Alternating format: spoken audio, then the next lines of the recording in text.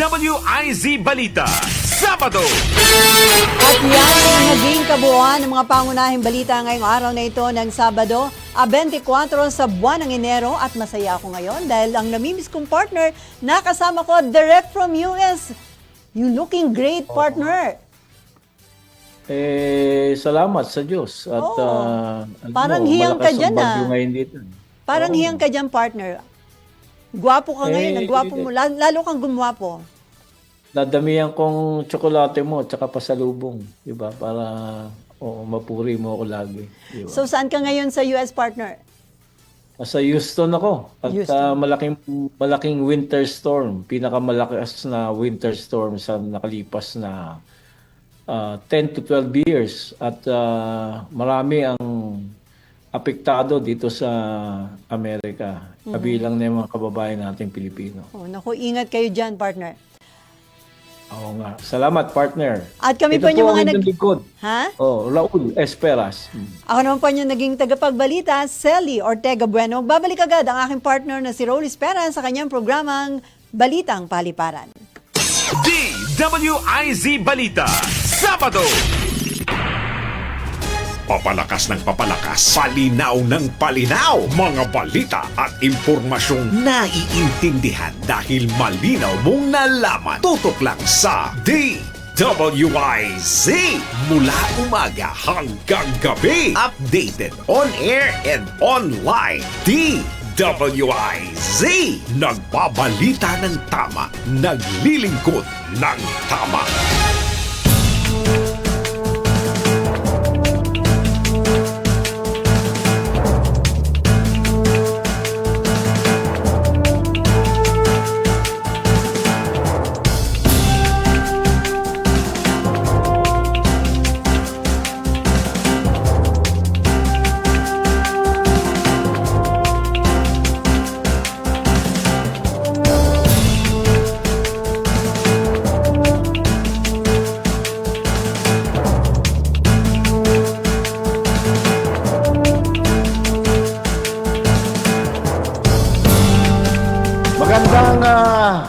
Magandang hapon po mga kaibigan at magandang gabi dito sa ating kilalagyan sa Houston, Texas. At alam nyo, salamat sa Diyos at napakalakas ng winter storm na magaganap anumang oras ngayon dito sa ating kilalagyan.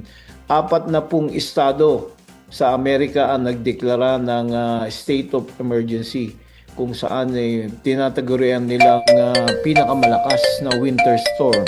At sa mga paliparan, there are about 19,000 na mga paliparan dito sa buong Amerika.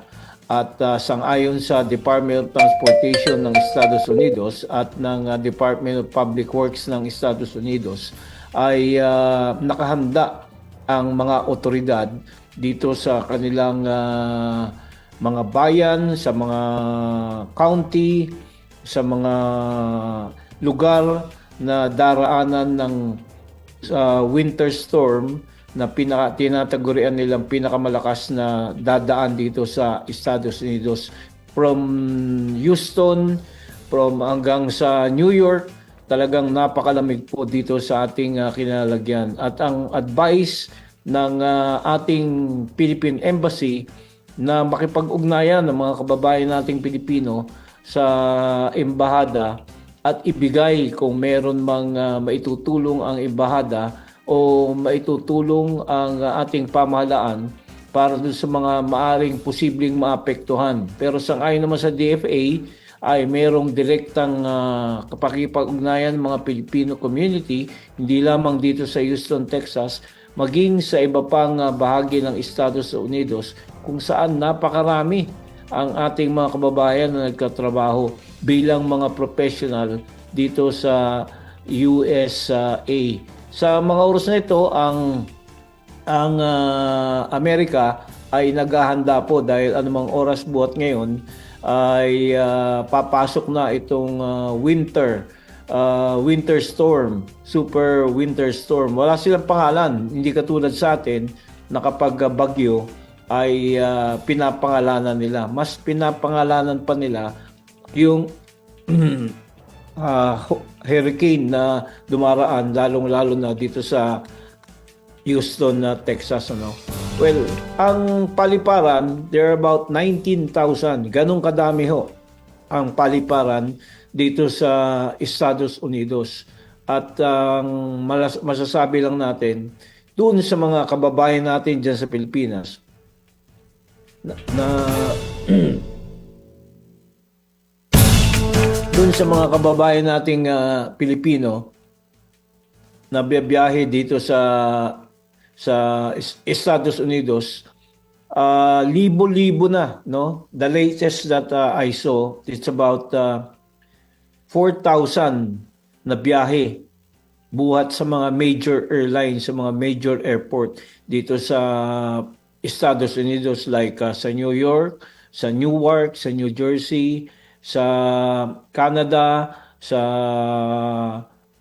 LA ay meron na ring apektado, although hindi ganun kalamig kumpara dito sa Houston hanggang sa New York, ay masasabi nating nagkansela na sa New York, sa Newark, sa San Francisco nagkansela na rin po ang mga biyahe. Sa Washington DC nagkansela na ang biyahe ng mga eroplano, partikular ang mga American Airlines, at pinapayuhan ang kanilang mga pasahero na sasakay o sa iba't ibang bahagi ng Estados Unidos na kansilahin na nila o i-rebook na yung kanilang biyahe. Dahil kung ngayon diyan sa Pilipinas ay Sabado, ngayon po ay Biyernes pa lamang.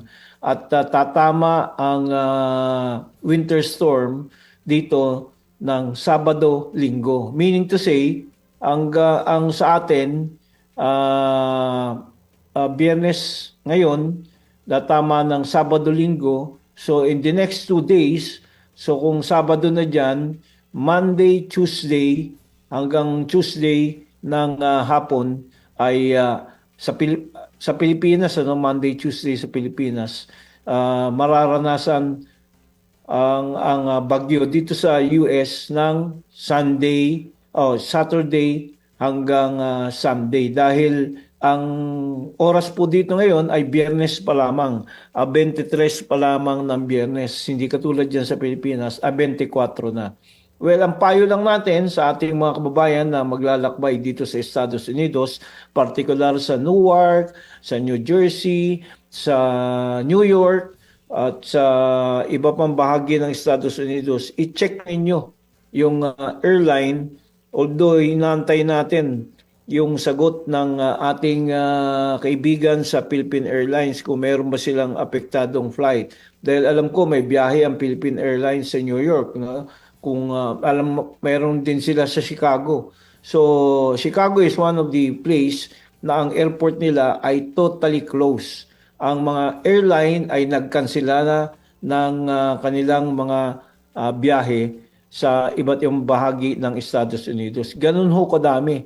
19,000 na airport ang nag-ooperate dito sa buong Estados Unidos. So, hindi ko ma-imagine So in the next 2 days, hindi lang ho sa sasakyan panghimpapawid apektado dahil sa winter storm, maging sa sasakyan na panglupa ay pinapayuhan ng mga kababayan o mga residente dito sa Estados Unidos, maging ito man ay dayuhan o Pilipino o mga Amerikano, na manatili sa bahay.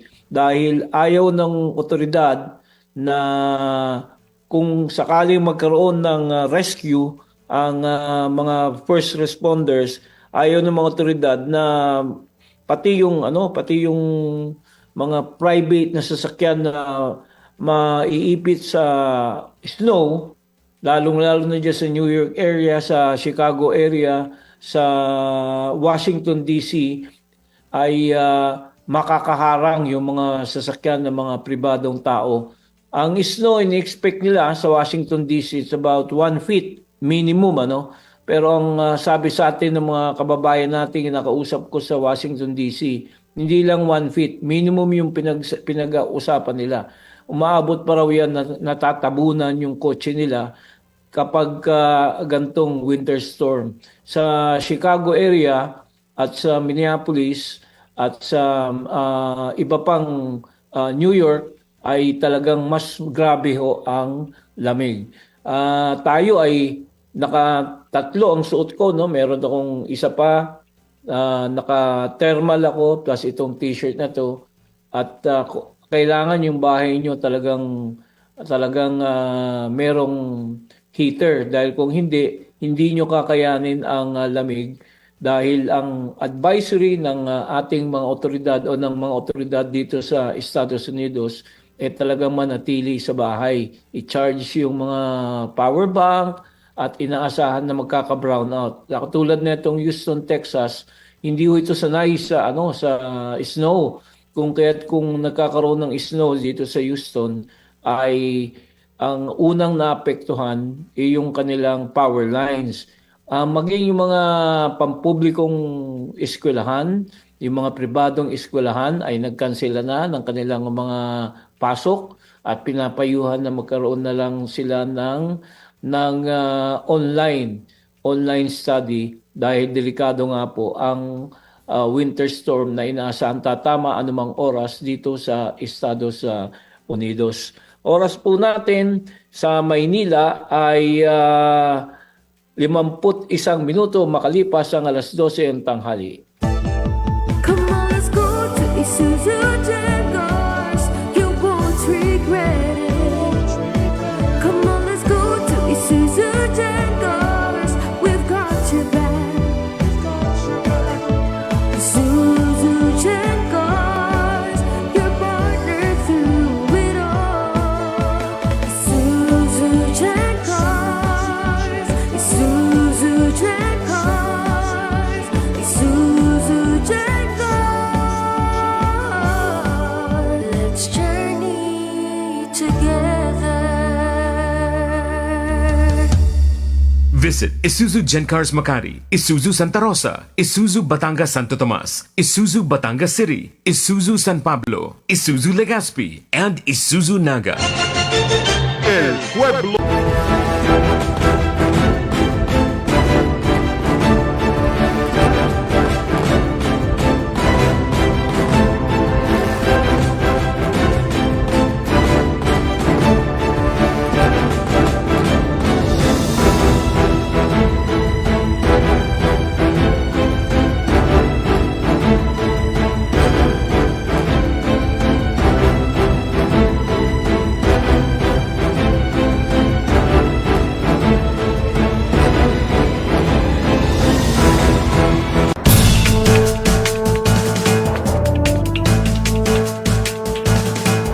Okay, balik po tayo sa balitang paliparan, buhat po dito sa Houston, Texas at tayo po'y nagagalak na nagkaroon tayo ng pagkakataon. Sinasamantala ko lang itong panahon na ito dahil alam nyo ang oras po dito ay mag-aalas 11 na ng gabi ng Sabado.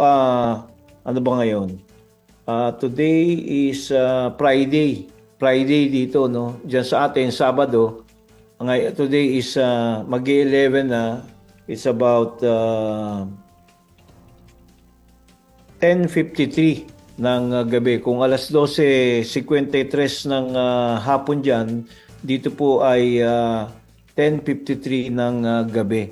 About 12 hours na advance ang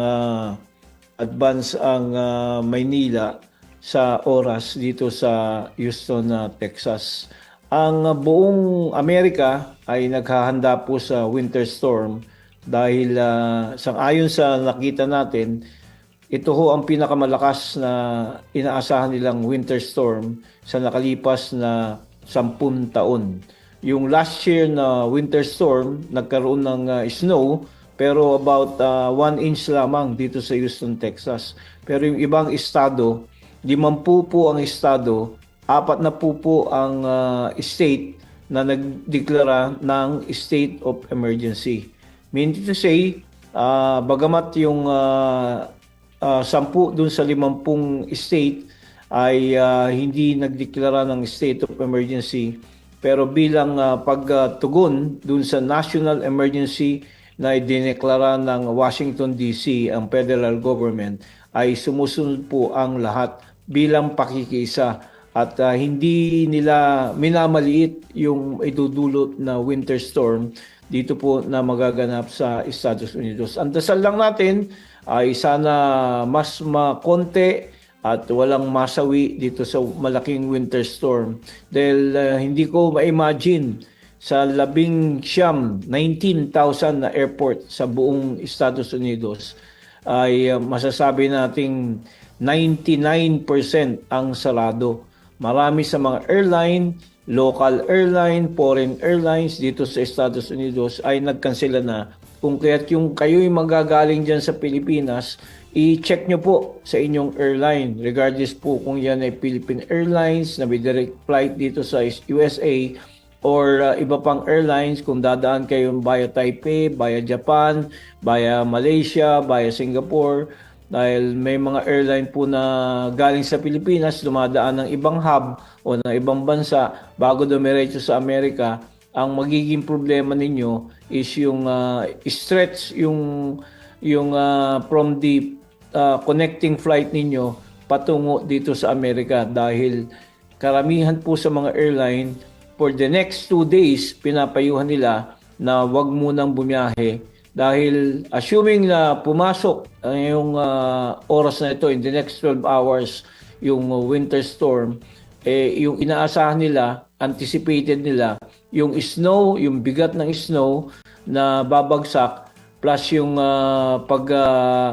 kukumpuni, pagsasaayos ng daan, pag-check kung maayos ba yung runway, maayos ba yung mga daanan papuntang airport o yung mga daraanan ng mga first responder, kung kaya't pinapayuhan po talaga lahat na manatili sa ating tahanan. Pagdasal po natin ang ating mga kababayan. Ipagdasal po ninyo ang inyong lingkod na sana ay maging maayos ang winter storm na daraan po dito sa Estados Unidos. At tayo ay naniniwala na sa pamamagitan ng dasal katulad dyan sa Pilipinas ay maraming nagagawa na tulong o naiiwas tsak na kapahamakan. Hindi lamang tayo, hindi lamang ang mga kababayan nating Pilipino, lahat ng mga inaasahang maapektuhan sa darating na winter storm dito sa Estados Unidos. So live and direct, salamat sa ating news center, salamat sa ating mga technical staff, si Paring Winer, kung si Paring Winer ba ang ating si Glidion, sa ating si Ken, si Jacqueline, kung sino pa man, marami na akong utang sa inyo. So dadagdagan ko na lang yung tubig o yung kanin para sa ating muling pagkikita. Live and direct buhat po dito sa Houston, Texas, Raul Esperas, bumabati ng magandang gabi hanggang sa susunod pong Sabado.